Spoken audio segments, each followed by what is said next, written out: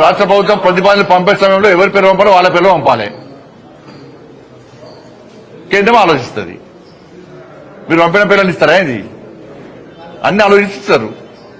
పంపేటప్పుడు కూడా జాగ్రత్త పంపాలి. మంచి వ్యక్తుల పేరు పంపాలి. వీళ్ళు మంచి వ్యక్తులు కాదంటలే. నేను పద్మశ్రీ అవార్డు వచ్చేటువంటి స్థాయి వ్యక్తులను పంపాలి. పంపిస్తారు. ఎట్టిస్తామన్నా ఎట్టిస్తాం, గద్దరికి ఎట్టిస్తాం చెప్పండి అని భావాజాలం ఏంది?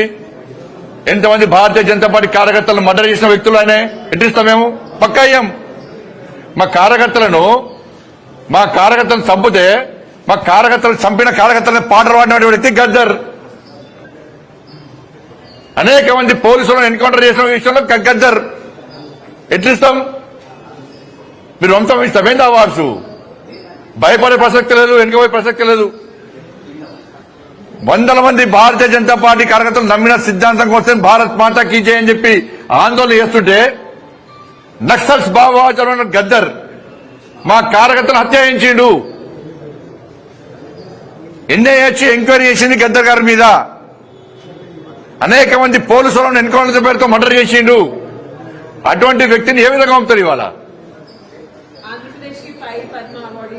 ఇది ఈ రాష్ట్రము వారు పోయినసారి వచ్చినప్పుడు కూడా తెలంగాణకు అప్పుడు ఏమన్నారు వారు? అప్పుడు ఈ రాష్ట్రము ఆ రాష్ట్రము, ఈ ప్రాంతము ఆ ప్రాంతం అని చెప్పి ఎటువంటి ఆలోచన ఉండదు.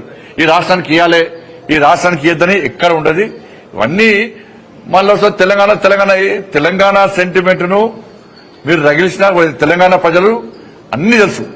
ఎవరు తెలంగాణ సెంటిమెంట్ తో లాభపడ్డారు, ఎవరు అమాయకులు బలైపోయారు, ఇవాళ ఎవరు లాభపడ్డారు, ఇలా ఎవరి వల్ల తెలంగాణ రాష్ట్రం అభివృద్ధి చెందుతున్నది, ఎవరు నిజమైన తెలంగాణ కోసం ఇవాళ బిల్లును ప్రవేశపెడితే సపోర్ట్ చేశారు, ఎవరి సపోర్ట్, ఏ పార్టీ సపోర్ట్ వల్ల తెలంగాణ రాష్ట్రం వచ్చింది, అన్ని తెలంగాణ ప్రజలు తెలిసి బట్టే ఇవాళ నరేంద్ర మోడీ గారి ప్రభుత్వానికి భారతీయ జనతా పార్టీ తెలంగాణ ప్రజలు